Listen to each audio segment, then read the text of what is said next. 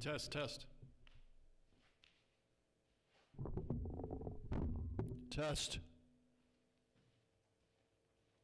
Hey, good evening. How we doing? Doing well. Yourself?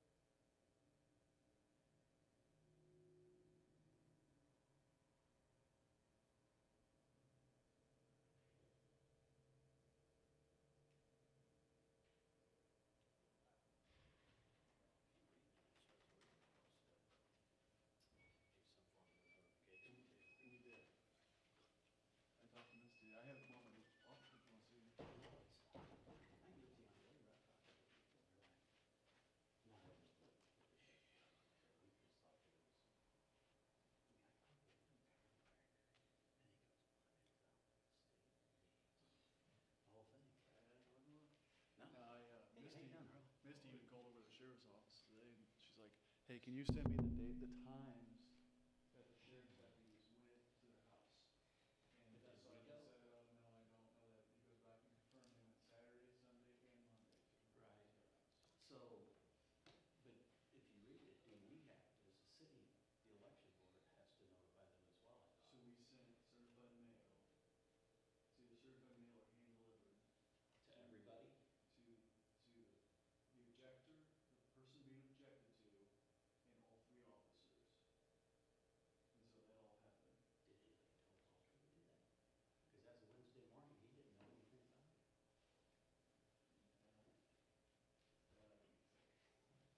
So, the city, Because I actually have, Missy got me a copy of the delivery receipts. Now, she dropped them off. She got the objection from Jerry, notified the mayor, got everything, drove to the mailbox, Right. post office, geez. Got them certified, mailed them. And then she drove straight to the county sheriff's office and delivered that. And from there, it's kind of, she really can't do anything more. no, I don't have any issues with what she did. Now, the election officer or the city attorney could have called. Well, it says call by, and if you go to 2024, it says you can deliver in person. But we should not do that. But either way, it would have been nice if they would have announced that Monday night instead of just making it look like it was, Yeah. yeah. Because I had no idea. I met with Walter on Wednesday, and I'm like, hey, what's going on? Did we really give them less than 24 hours? I was confused by that as well. Well, and so his response was, well, I didn't know about the hearing because I was picking my daughter up in Wisconsin for Thanksgiving break or something. And so, and then it was later in the day, after he put out the FYI, before he put the FYI out, he told me about the other tracks of people that went and stuff. That would have been great to share. Yeah, evidently, he did know. Yeah, and so I was talking to Missy, like, it's not your fault. Like, you Oh, know, none of it like, is. she goes, I told you Walter was in here, I walked him through it. And I'm like, all right, out of my curiosity, walk me through it, what happened? And she followed everything by the book, and, now, Now, Missy, No, she's solid. she's type A. She's a real pal. What she told me, but I'm not gonna say publicly, is the sheriff's office told her that when they went to Laura's house Saturday and Sunday, there were people there, they just didn't answer the door. So. Yeah, but it's just. Sheriff's deputy, Well, everybody like I like said, I can't tell you how many people came up to me making comments about it, Well, the newspaper actually makes it sound like her, she's a martyr, and, but, in fact, if you look at the state statute, I think they waited, the hearing was on the fourth day, you only have 5 days before it. Now, Not, it doesn't say hearing though, it says meeting. meeting, Is So- meeting a hearing? yes, when the board gets together, just like a public meeting, that board got together and they basically did roll call and heard everything. Now, they could have said, hey, we need more time, let's take a vote to suspend this. And I have a transcript, actually, I get back to Missy, but Todd Fleming explains, he goes, so basically from here on, you can vote to approve the objection, vote to deny the objection, or vote to suspend and think about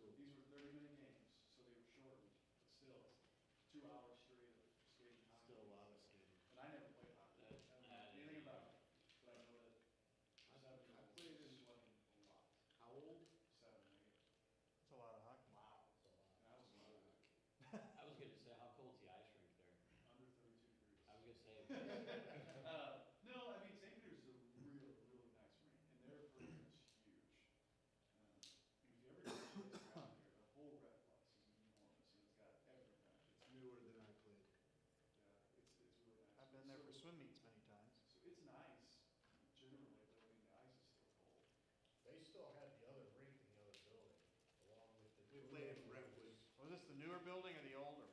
Oh, I haven't been Okay. there. It's pretty sweet. Yeah, it's really nice. What's that? Cold. 68. Oh, whoa, whoa, whoa. Put a long sleeve shirt on. It should be 72 December. Go get your 5-point hat. It'll warm you up. 72.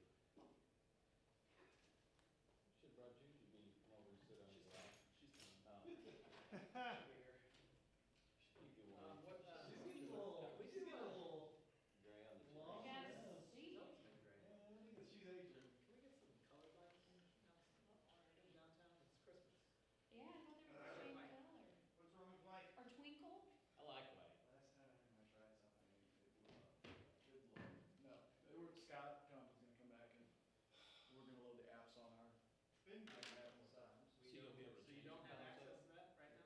What's that? You don't have access to that? I do not know. The manufacturers come in, load, pair them up, and then show us how to work it. You can do it either on Zoom or on. What's that? You can either run Zoom Oh, or Zoom. Google Zoom.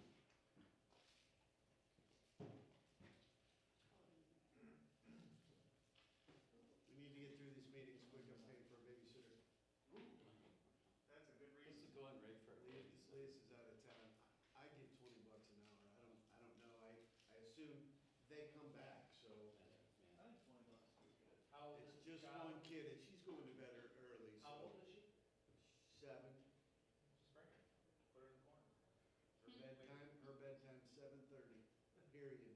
My bedtime's 7:30. Mine is 7:45.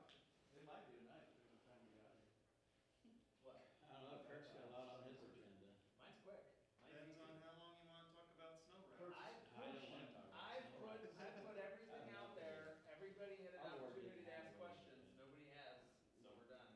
I did, as you, if you Yeah. look at the board docs. He's got them all answered. I went through every neighborhood, I looked at every street, anything that wasn't difficult to turn around, and that had a reasonable amount of houses, I suggested.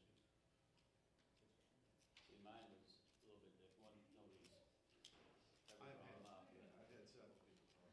a lot of the subdivisions are one way in, one way out, so it's just one major road with cul-de-sacs off it. So, I mean, major roads are getting if hit. we were in Minnesota, Wisconsin, Chicago, we would have 30 snowplows. And we'd be able to. Assuming we're not meeting with Nathan next week since we don't. We don't have a meeting. 30 trucks, if Yep. something happens one day. Yep. Yeah,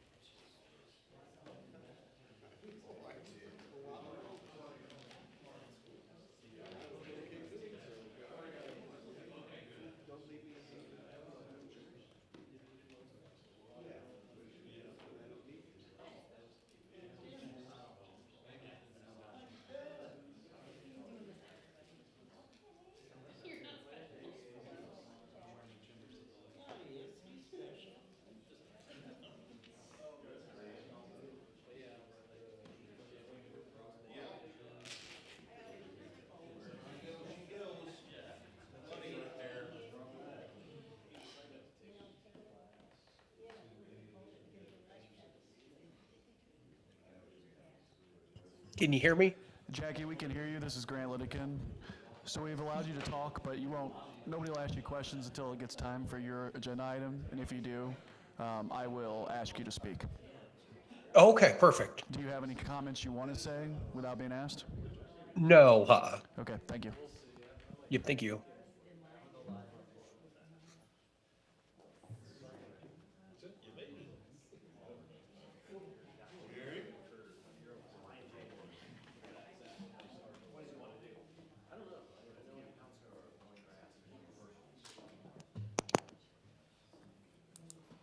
Jackie, if you could mute your mic.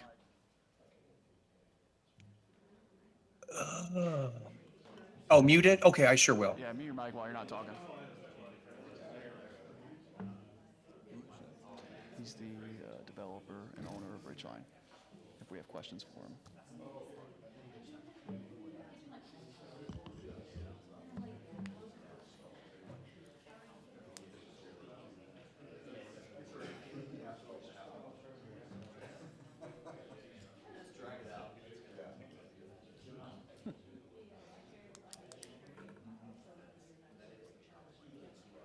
I guess you're in wrong. Okay, the clock says it is now 5:30 and time to begin. So please rise for the pledge. I pledge allegiance to the flag of the United States of America and to the republic for which it stands, one nation under God, indivisible, with liberty and justice for all.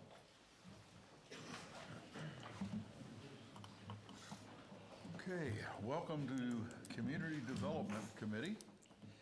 Let's begin with roll call. Thank you, Mr. Temporary Chair, Vice Chair. Calling roll call, Todd Roach. Jim Campbell. Here.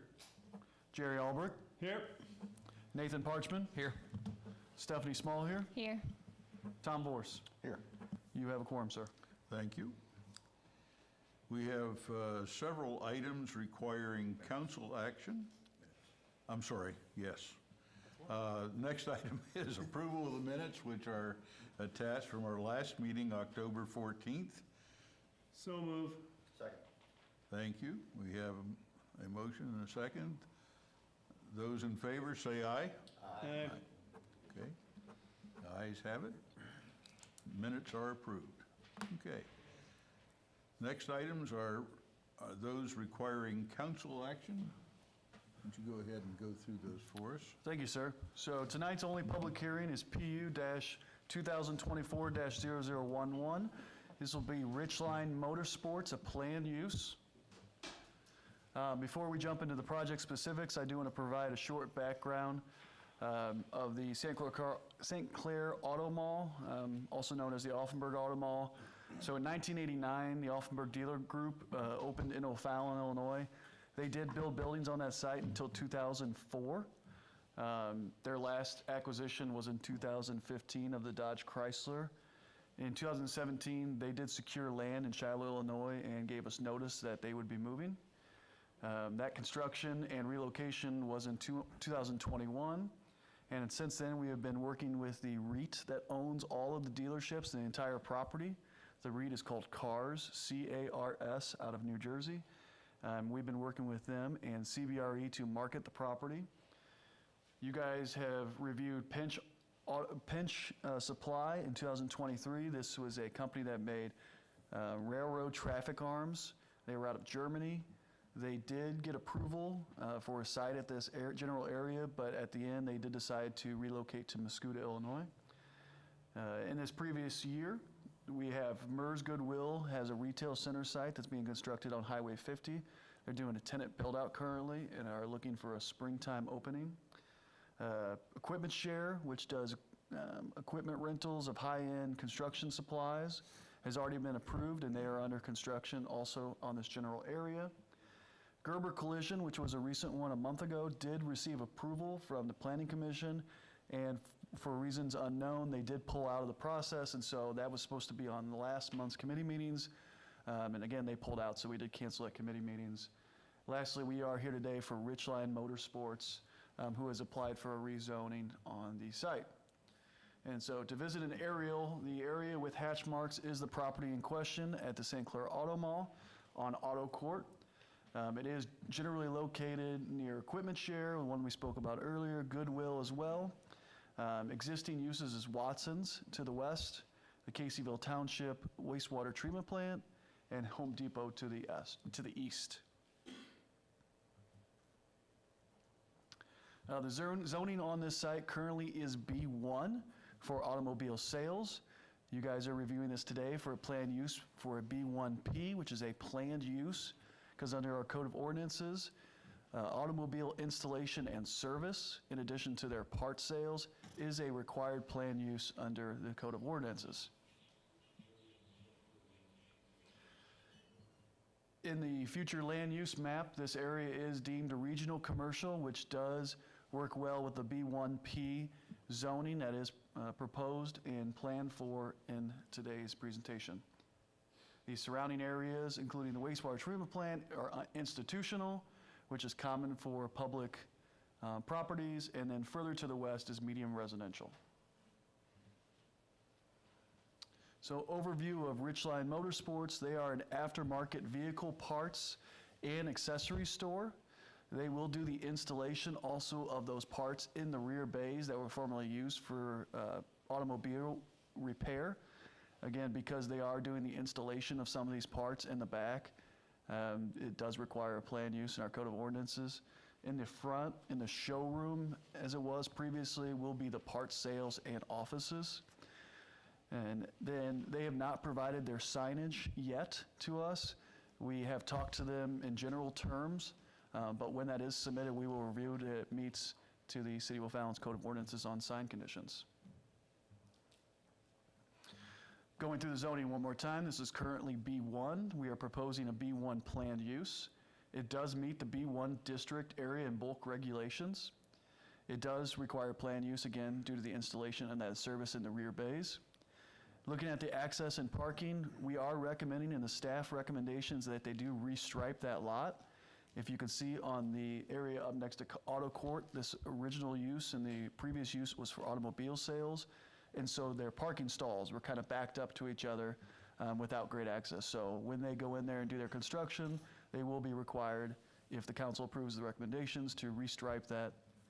However, currently and in restriping, they are very well parked on the entire area because they did have automobile sales. They're well above their required minimum parking. Here is the existing building. They are not intending to do major renovations to the exterior of the building. They have not submitted plans for signage yet and have not asked for any variances on signage, so they will be required to meet our sign code. And we will review that before construction and occupancy. Going through the project planning, conformity with the 20 master plan. This is a plan for new commercial and industrial uses that are compatible with the minimum impact of neighborhood areas. It does activate vacant lots. The proposed use does meet all bulk regulations for its respective B1 zoning. And the proposed use will not have a significant impact on traffic, nor will it negatively affect adjacent properties. I also want to include that redevelopment and infill of the St. Clair Auto Mall is one of the priorities the council has given us, and so we have worked hard on getting these backfilled. We are also in communication with 2 other companies that are looking at the general area. Staff recommends the approval of the project with the following conditions: that when submitted, signage will meet the requirements of the O'Fallon, Illinois Sign Code listed in Article 8 of the O'Fallon, Illinois Zoning Ordinance.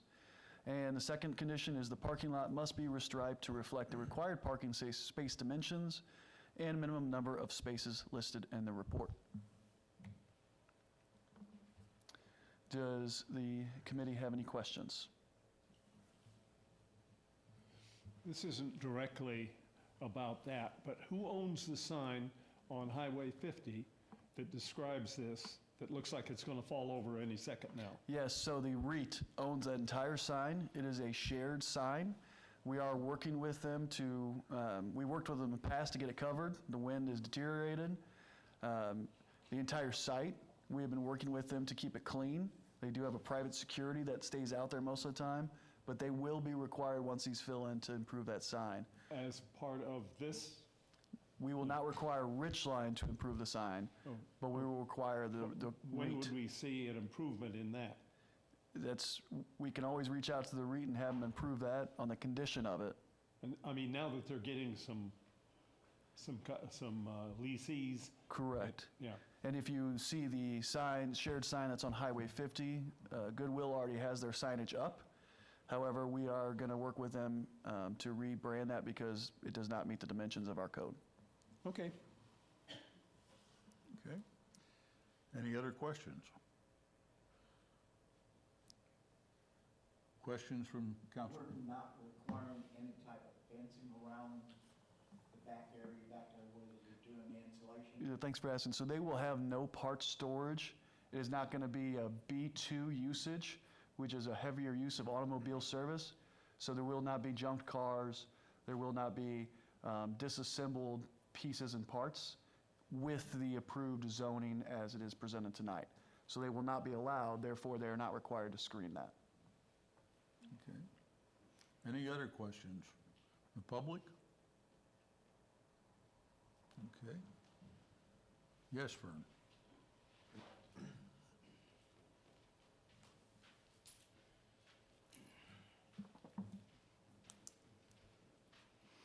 Vern Malare, Ward 3. Now, this is going to be, they're going to have used parts to sell to people to put on their vehicles, is that correct? Or they're going to put them on fire, or they're going to have them there available to put on the person's car? Yes, that was what was included in the presentation. Okay.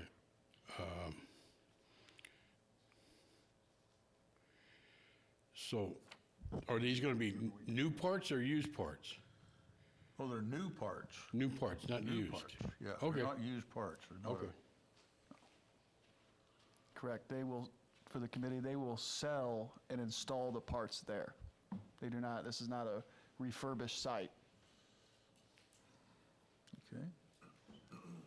and it is not a junkyard. All right. So any other questions? Okay. Okay.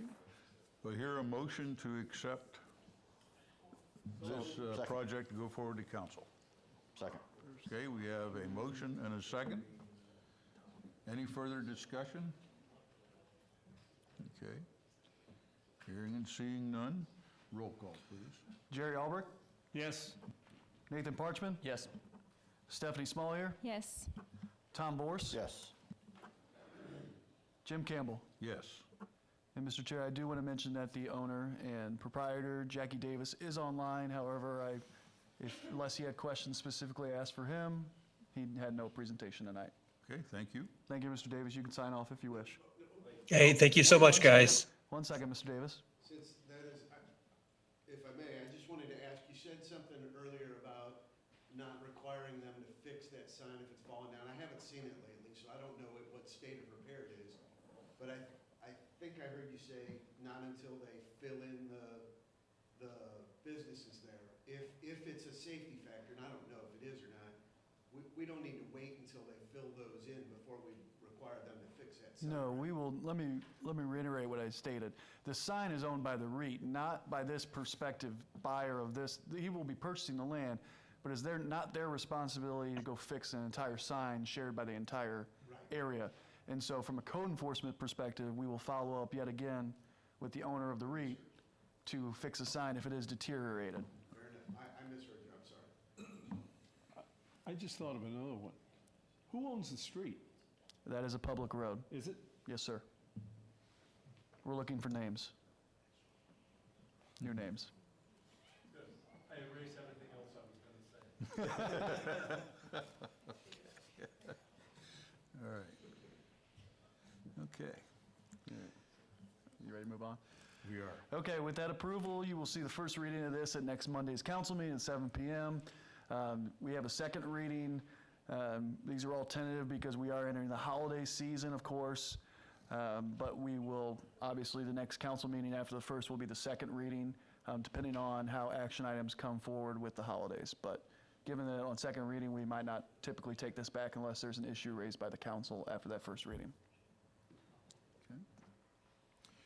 Okay, we have several items on special events. You're going to run through those for us, Grant? Thank you. And Mr. Davis, yet again, you can sign off. We're ready. Hey, thank you so much. Thank you, sir. Okay, so this is our annual special event permits for the downtown district. All of these are included with the applications and packets one by one on the agenda for time's sake, and I mean, they're all pretty similar, so I didn't choose to go through them all tonight. I certainly can talk in detail about them. Andrew Dahlner's here as well. He can speak about them. But what I did list on the screens above are the dates and the times for the Vine Street micro markets. These are the smaller markets that will be just on the grounds of the O'Fallon Station, 9 a.m. to 12 p.m., March through April. That's right before the main Vine Street Market opens. The Vine Street Market is proposed to open this next year, May 10th, and end October 18th. We will return district nights yet again on June 5th, July 10th, and August 7th. Typically, this is always the first Thursday of the month, but given with 4th of July holiday, we do that second week in July. Witches and Wizards Festival is scheduled for 10/4. The Thanksgiving Market, 11/22. Home for the Holidays is 12/13, which I would also like to add that is this weekend for this current year in our downtown area. And then lastly, a Wizard's birthday is July 26th from noon to 4. So all the agenda, it's in the agenda. If anybody has specific questions about the events, I'm happy to answer them, as well as Andrew. But if you guys are okay with the events as a package, we would like to place this on the city council agenda as one approval. I'm saying that yet again, if there's a specific event you want to vote on differently, we can do that as well. And I'll just point out, one of the differences on these is the micro markets used to be one Saturday a month, and now they're every Saturday in March and April due to the popularity of them. Every other, yeah. Okay. Again, the micro market is by name, a smaller version of the market. It's held just on the grounds of the O'Fallon Station. Okay. Any other questions from the committee? Anything from council? Yes. Okay, I do have a question. And I think I brought this up last year, the micro markets have Vine Street there for the market north open. And I think it's a safety issue because people are so used to having that shut down. People will just walk into the streets. And I think it ended up last year, we did shut that part down. So now it shows it back open. So that's my first concern. Then my second one, on the site plan for the Vine Street markets, the summer markets, it has, last year, we had it where there was like 2-3 spots left for a turnaround spot. There was supposed to be sawhorses and a sign. That did not continue through the whole market. There were numerous weekends where that was completely parked with cars. Cars are having to back out all the way down First Street. People are still walking. They're doing crazy 20-point turns. So I saw this year where it says public safety will place a flashing event sign at Lincoln and First, and no out at the end of the street. May need CSO support. So first off, what does May need CSO support? What is the plan, or what is? Yeah, absolutely. So the market coordinator, as well as all the other staff, and the on-duty sergeant, as well as the police administration, stay in close contact on all these events. Last year, we did close that off with a few spots left, and then we played kind of test cases. There was no difference in the traffic movement, whether or not they were closed all the way back. It's an inconvenient and tough spot to turn around regardless. If you're going to open up First Street, which I recommend, to parking, there's really no difference between the last few spots being open or closed. We found out in looking at it. But May needed a CSO is up to the on-duty sergeant to make that decision. Okay. I fully support what public safety says. I really just watching that all summer. You know, the first couple years there was still that ability to. It was open, but I think having that just a right hand turn and not shutting it down. I mean, it's just there's been some crazy turning, and I just think it's more unsafe to shut it down and out the unknowns than try to shut it down and properly direct a right turn. That's just my 2 cents. And like I said, for the other thing, I wish it was consistent with the micro markets. Yeah. to address the micro market and not closing, so the micro markets truly are designed to be just on the O'Fallon Station property. And so we don't close the road, and I understand the markets are busy and people do get accustomed to crossing there. But there are crosswalks, and we do have to put some faith in people that they will be looked twice. Because I do, but for our liability purposes, that's why I'm saying. Sure. So the micro market will be focused on just the O'Fallon Station, and so to close down the entire intersection, we did not feel was needed.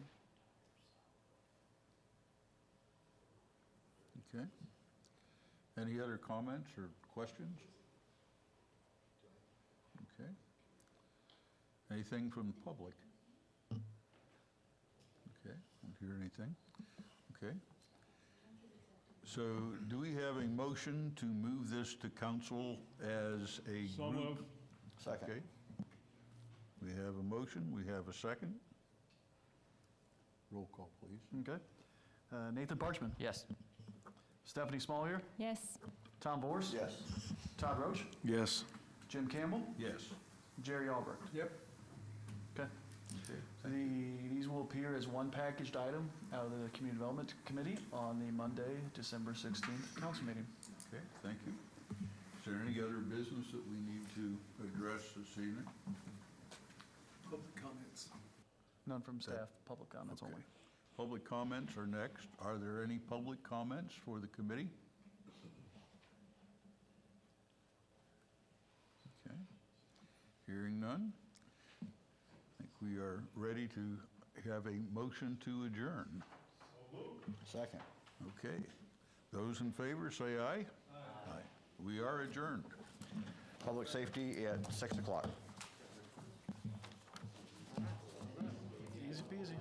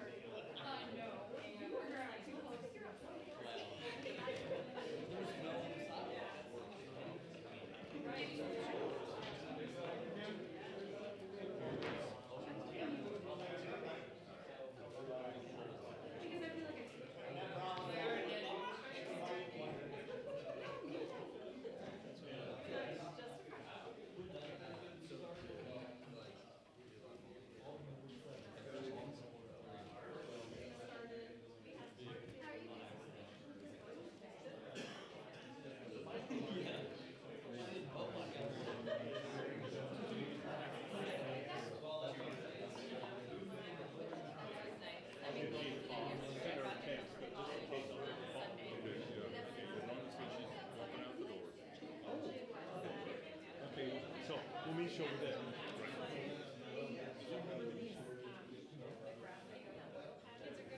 What?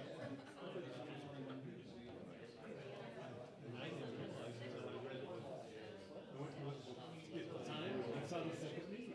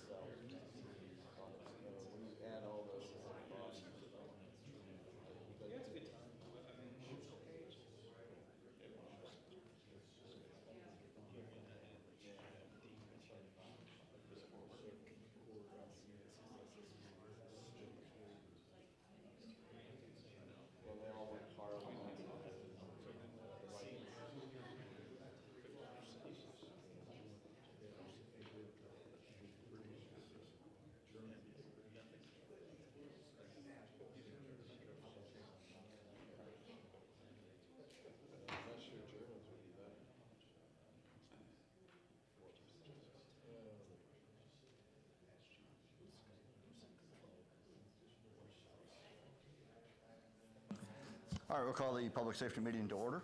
Can we have a roll call, please? Councilmember Vorse. You here? Councilmember Van Hook. Here. Councilmember Lotz. Here. Councilmember Rosenberg. Present. Councilmember Foney. Here. Thank you. We need a motion to approve the minutes that you have in your packet. Second. We have a motion and a second. All in favor, say aye. Aye. Aye. All right, minutes are approved. Chief, 2.1. This is a resolution authorizing the mayor to execute a 5-year contract with Axon for TASER hardware and licensing. To give you some background on this, we currently are using the TASER X26P. Those tasers have been out for about 11 years. It offers the ability to have one TASER cartridge in the taser, and it shoots out 2 barbs, and it would incapacitate someone, so you could take somebody into custody. You know, the issues with that is that it's been out for nearly 11 years. Since that's come out, Axon has come out with 2 new iterations: the TASER 7 and then now the TASER 10. The nice thing about the TASER 10 is it has actually 10 cartridges in there, allowing you to, so if you miss on one of the shots, you can take up to 10 different shots. It doesn't do anything different. It's all still neuromuscular incapacitator. So even if you were to hit a suspect or somebody with 3 or 4 of the darts, still only 2 of them, the 2 that are, only 2 of them will conduct the energy in between. So it's not like you're getting a bigger shock or anything like that. TASER is not meant as a pain compliance. It is meant to incapacitate someone temporarily, so that way you can move in, and then you can take them into custody without injuring the officers or injuring the person. So we are in a place where our TASER X26Ps are, nearing the end of life, and we're having to replace quite a few of them each year with batteries and other issues. So I have reached out to Axon, who is the only the only company that actually does anything with these tasers. There is a 5-year agreement that we would be wanting to sign.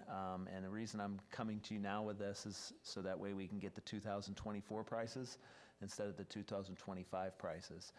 If we enter into this agreement before the end of the year, we'll lock into a 5-year agreement for 50 tasers for a total of $235,506 of $47,101 per year.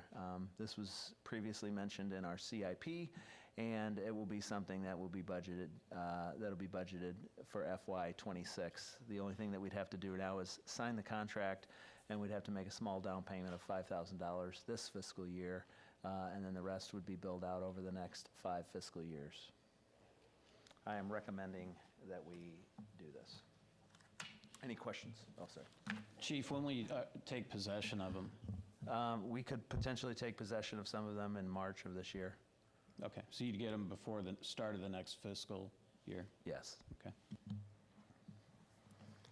Having said that, you're not gonna, you'll cycle them all in at the same time. Yeah, You're not gonna so- have, as the note said, you're not gonna have some on the old and some on the No, new. it's a Yeah. completely different, it's a different delivery system that would require all of our officers to be trained, and that's why I would not want to do anything like where you just maybe replace 10 of them this year and 10 the next year and 10 the next year. You want, on this delivery system, it still is a taser, but the muscle memory that you have to do with the training and turning it on, turning it off, you wouldn't want to have one officer have a Taser X26 and then another one have a Taser 10. It doesn't work that way when you have those different switches. You want to be able to have that training for all the officers at one time. And this whole contract includes all of the tasers, all of the training, on-site training. They will bring in, they will train the trainer for up to 10 of our officers over the next 5 years, so we don't have to train everybody at one time. We also get all the training cartridges and all of our replacement cartridges. And then we do own the tasers, but they are warranted for 5 years. So if anything were to happen with them, we could send it back, they'd send us a brand new one, and so. Any other questions from the committee? Council? Public? All right, roll call, please. Did you get a motion? Oh, I'm sorry. Motion to approve? So moved. And a second. Second. Okay, there we go. Councilmember Bors. Yes. Councilmember Van Hook. Yes. Councilmember Lotz. Yes. Councilmember Rosenberg. Affirmative? Councilmember Foney. Yes.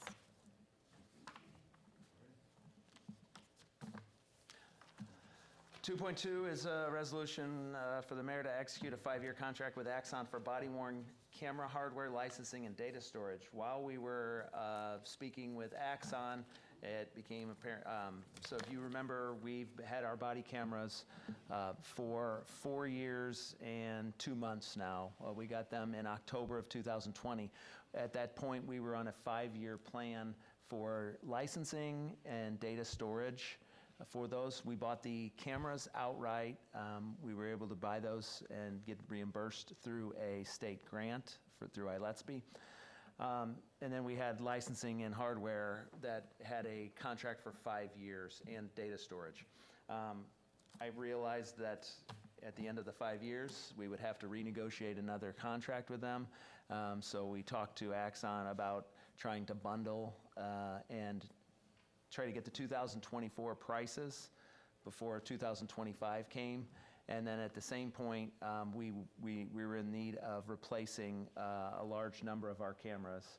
We replaced 8 of them with body-worn camera 4s this past summer, and then we're in the market to replace the rest of the 42 to have, so for 50 body-worn cameras. So we would have 50 body-worn cameras, one for every one of our officers.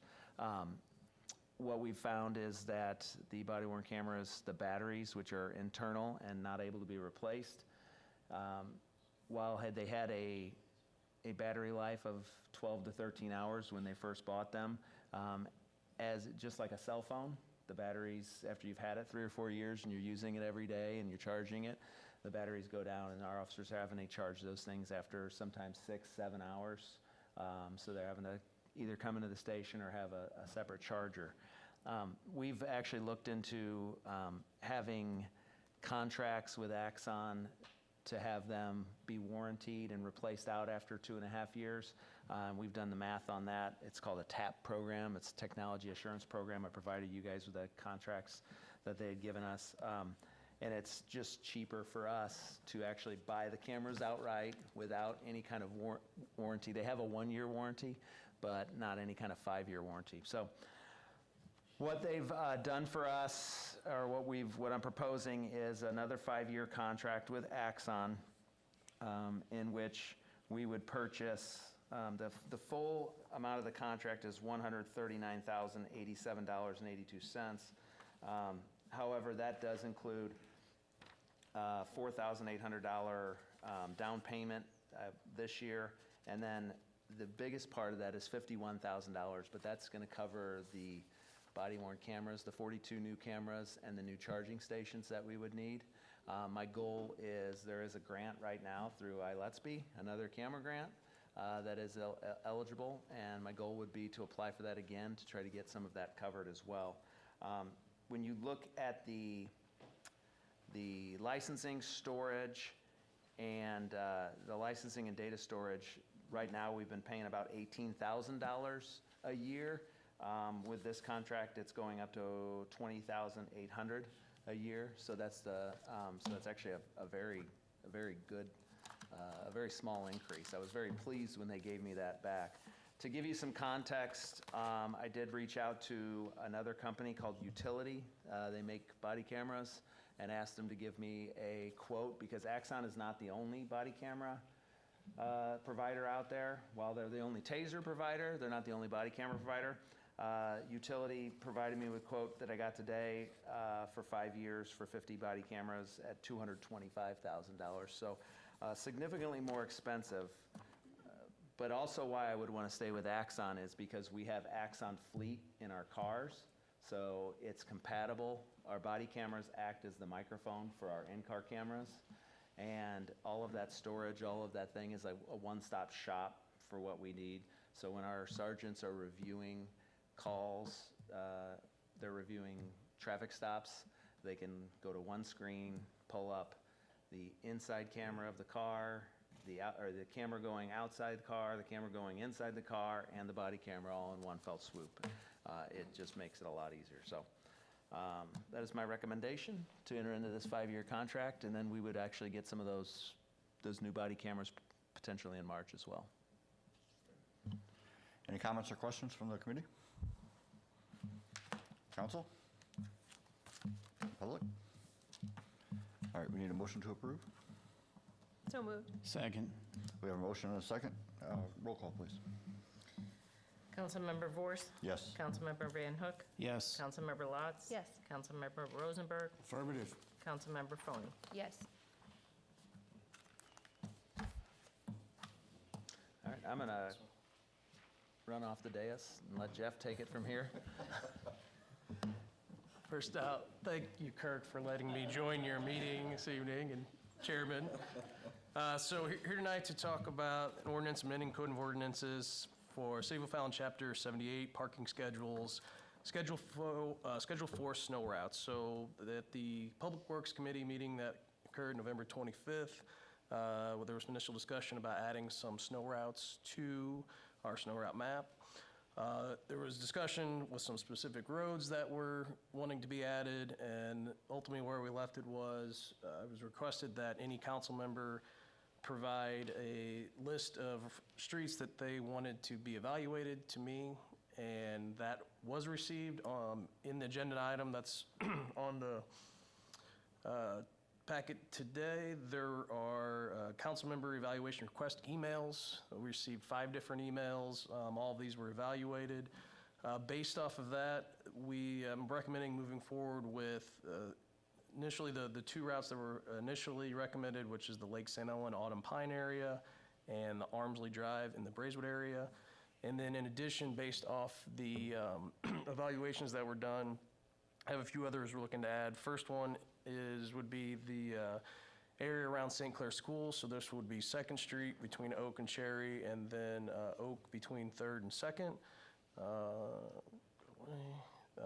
Area around EK School, which includes Emily and Bevert.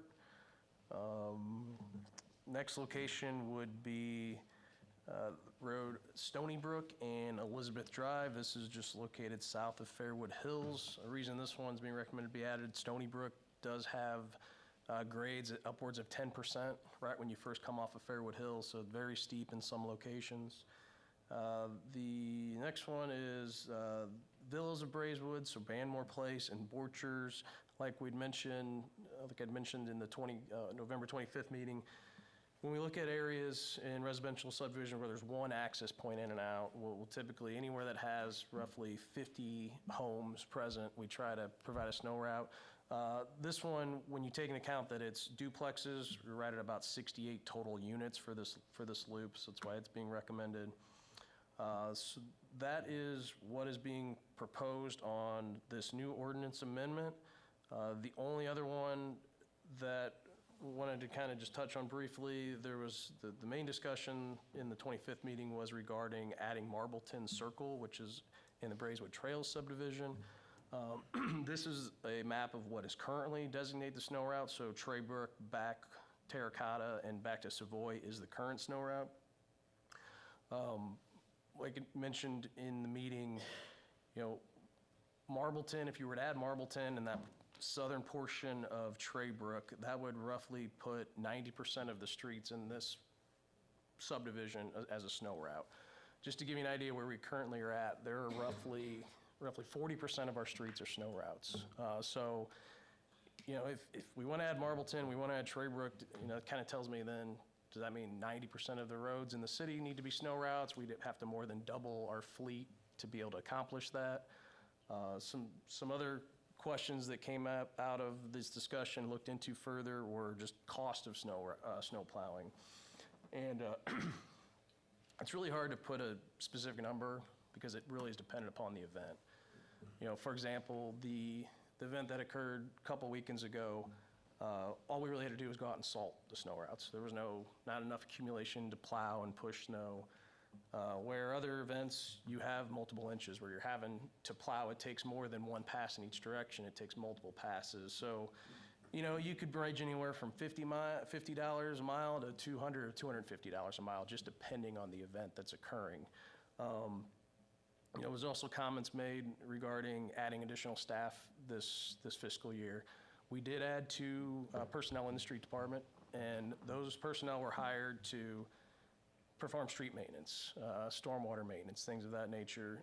When we hired them, we did not also purchase additional snow plowing equipment. So we don't have plows with spreaders for those personnel to utilize during events like this. So based off all that, this is the current recommendation bring forward, and be happy to answer any questions anyone has. All right, any questions or comments from the committee? I just wanted to say thanks for giving us the opportunity. I had some residents that asked, and I asked, and you answered, and I appreciate it.